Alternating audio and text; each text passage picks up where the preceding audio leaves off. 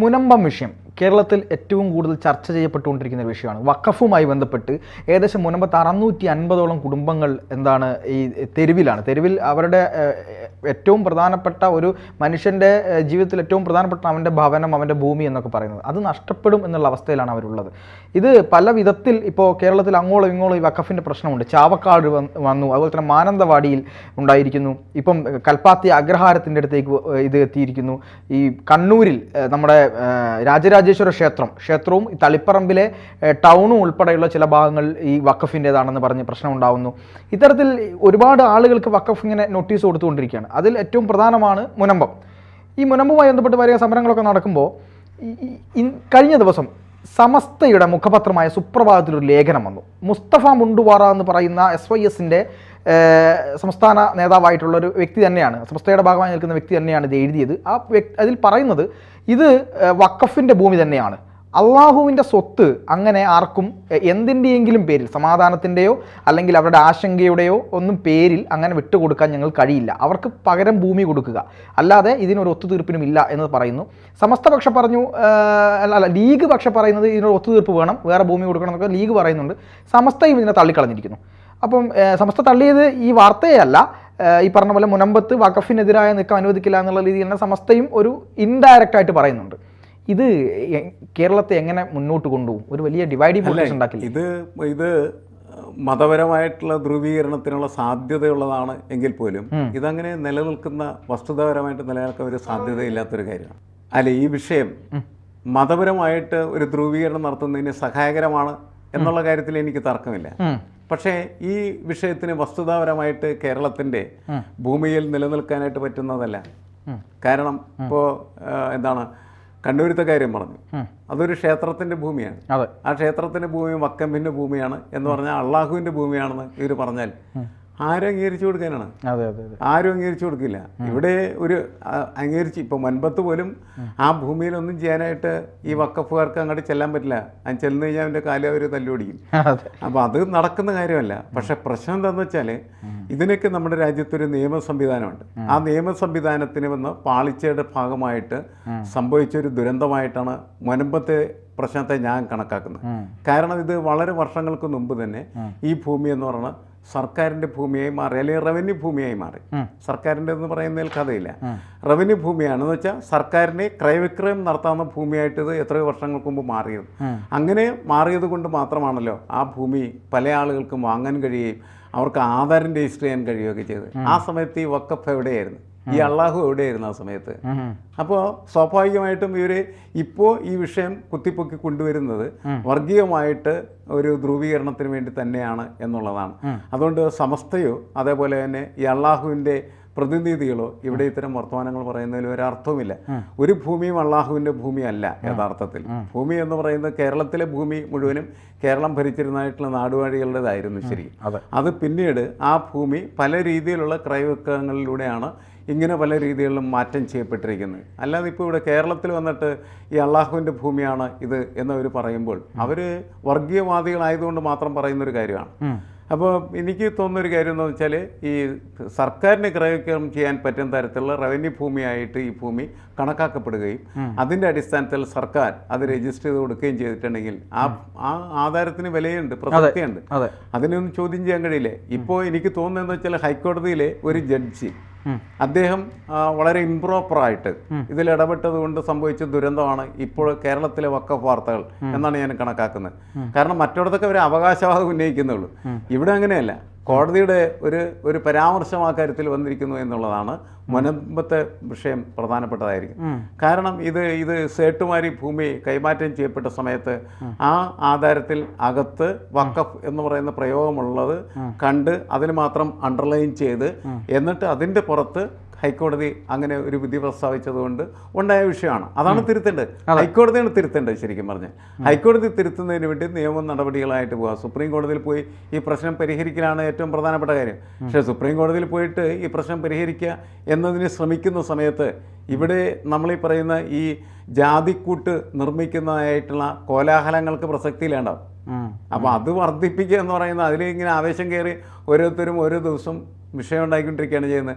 ആ വിഷയത്തിൽ തീ പിടിപ്പിക്കാനായിട്ടാണ് സമസ്ത ഇപ്പോൾ ശ്രമിച്ചിരിക്കുന്നത് എനിക്ക് മനസ്സിലാവും. കാരണം ഇത് രമ്യമായി പരിഹരിക്കേണ്ട കേരളത്തിൻ്റെ ആവശ്യമാണ്. മുസ്ലിം ലീഗ് അതിനകത്ത് എടുക്കുന്ന സമീപനം നമുക്ക് ഒരു പരിധിവരെ അംഗീകരിക്കാവുന്നതാണ്. കാരണം അത് രമ്യമായിട്ട് പരിഹരിക്കാൻ സർക്കാർ അവിടെ വരണം എന്നൊക്കെ പറയുന്നത് മാന്യമായിട്ടുള്ള നമ്മുടെ ഈ പരിഷ്കൃത ലോകത്തിൻ്റെ ഭാഷയാണ്.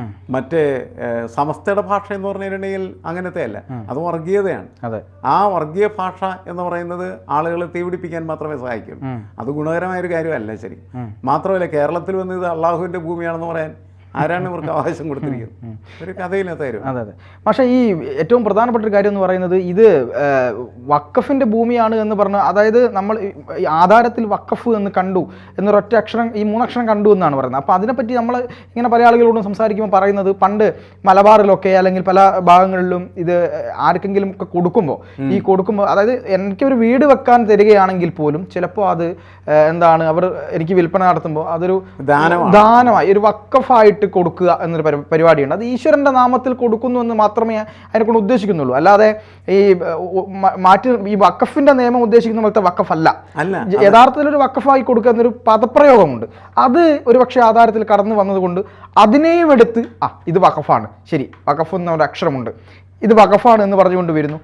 ഇവിടെ ഇതിന്റെ പ്രശ്നം നേരത്തെ മാഷ് പറഞ്ഞതുപോലെ എന്താണ്, ഈ ഇവരുടെ സ്വത്ത്, അതായത് ഭൂമി ക്രയവിക്രയം ചെയ്യാൻ പറ്റത്തില്ല. അവരുടെ ഒരു മക്കളുടെ കല്യാണം ഉണ്ടെങ്കിൽ ഉടനെ അവർക്കത് വിൽക്കാൻ പറ്റത്തില്ല, കാരണം ബാങ്കുകാർ പൈസ കൊടുക്കില്ല. അങ്ങനത്തെ കുറേ ഇഷ്യൂസ് ഇതിലുണ്ട്. വഖഫ് ബോർഡിൻ്റെ അടുത്ത് പോയി നമ്മൾ അപ്പീൽ കൊടുത്തു കഴിഞ്ഞാൽ വഖഫ് ബോർഡ് തള്ളിക്കഴിഞ്ഞാൽ പിന്നെ ട്രൈബ്യൂണലിൽ പോകണം. ട്രൈബ്യൂണൽ ഇതിലൊരു തീരുമാനമെടുത്ത് കഴിഞ്ഞാൽ മാത്രമേ നമുക്ക് സിവിൽ കോടതികളിലേക്ക് പോകാൻ പറ്റത്തുള്ളൂ. ഈ സിവിൽ കോടതികളിലേക്ക് പോയാൽ അത്രയും സമയം, വലിയ സമയമാണല്ലോ. പിന്നെ ഒന്നും ചെയ്യാൻ പറ്റാത്ത, അതുവരെ ഇവർക്ക് കാത്തിരിക്കാൻ പറ്റില്ല എന്നൊരു പ്രശ്നമുണ്ട്. അപ്പോൾ ഈ നിയമത്തിൽ വരുന്ന, മോദി കൊണ്ടുവരുന്ന ഒരു ഭേദഗതിയുണ്ട്. ആ ഭേദഗതിയെ എത്രമാത്രം ഗുണകരമായിരിക്കും മുനമ്പത്തെ പ്രശ്നം പരിഹരിക്കാൻ എന്നാണ് അങ്ങ് വിചാരിക്കുന്നത്? അല്ല, ആ ഭേദഗതിയേക്കാൾ ഉപരി മുനമ്പത്തെ വിഷയത്തിൽ ഭേദഗതിയായിട്ട് കാര്യമായിട്ട് അത് കൂട്ടിക്കുഴക്കേണ്ടതില്ലെന്ന് എനിക്ക് തോന്നുന്നു. കാരണം അവിടുത്തെ വിഷയം എന്ന് പറയുന്നത് ഈ ജഡ്ജ് ഇനി സംഭവിച്ചിരിക്കുന്ന തകരാറ് തന്നെയാണ്.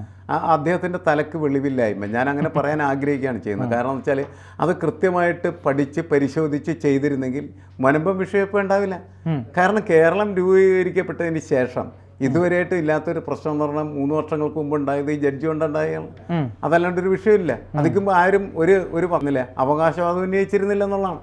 അപ്പോൾ വഖഫ് സംരക്ഷണ സമിതി എന്ന് പറഞ്ഞ് ചില ആളുകൾ ഹൈക്കോടതിയിൽ കടലാസുമായിട്ട് അല്ലെങ്കിൽ ഹർജിയായിട്ട് ചിലയാണ്. ആ ഹർജി എടുത്ത് അന്നേരത്ത് തന്നെ കുപ്പത്തൊട്ടിയിൽ ഇടേണ്ടതിന് പകരം ജഡ്ജി എന്ത് ചെയ്തു, അതിൽ വഖഫ് കണ്ട് അയാൾക്ക് വെളിപാടുണ്ടായി, അയാൾ ഇത്തരത്തിൽ ഒരു വിധി പ്രസ്താവിച്ചു എന്നുള്ളതാണ്. ആരും അയാളെ ചോദ്യം ചെയ്യുന്നില്ല. ഇവിടെയുള്ളൊരു വലിയ പ്രശ്നമാണ്, ഇയാൾ എന്തിനാണ് ഈ വിധി പ്രസ്താവിച്ചതെന്ന് ചോദിക്കുന്നില്ല. കാരണം എന്താണ്, കോടതിയെ ചോദ്യം ചെയ്താൽ കോടതിയെ ലക്ഷ്യം ആയി കഴിഞ്ഞിട്ടുണ്ടെങ്കിൽ അങ്ങനെ സംസാരിക്കുന്ന ആളുകളൊക്കെ ജയിലിൽ പോകാൻ ബാധ്യസ്ഥരായിത്തീരുന്നു.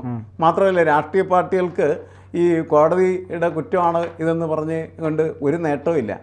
ഇത് മറ്റവൻ്റെ കുറ്റമാണെന്ന് പറഞ്ഞാൽ മാത്രമാണ് എന്തെങ്കിലും അവർക്ക് നേട്ടം ഉണ്ടാക്കാനായിട്ട് കഴിയുള്ളൂ. ആ അതുകൊണ്ടാണ് അവരെല്ലാവരും കൂടി ഇപ്പോൾ കൂട്ടമായിട്ട് എന്താണ്, ഏതെങ്കിലും ഒരു രാഷ്ട്രീയ പാർട്ടിക്ക് എതിരായിട്ട് അല്ലെങ്കിൽ 2 രാഷ്ട്രീയ പാർട്ടിക്കും, പൊതുവെ എല്ലാവരും എന്നോട് സംസാരിക്കുന്ന കേട്ടതെന്ന് വെച്ചാൽ ഭരണപക്ഷവും പ്രതിപക്ഷവും ശരിയല്ല എന്ന് പറഞ്ഞാൽ പിന്നെ ശരിയുള്ളത് BJP ആണല്ലോ. അങ്ങനത്തെ രീതിയിലാണ് ആ വർത്തമാനങ്ങളും അതിൻ്റെ യുക്തിയും പോകുന്നത്. ഇവിടെ വിഷയം ശരിക്കും അങ്ങനല്ല.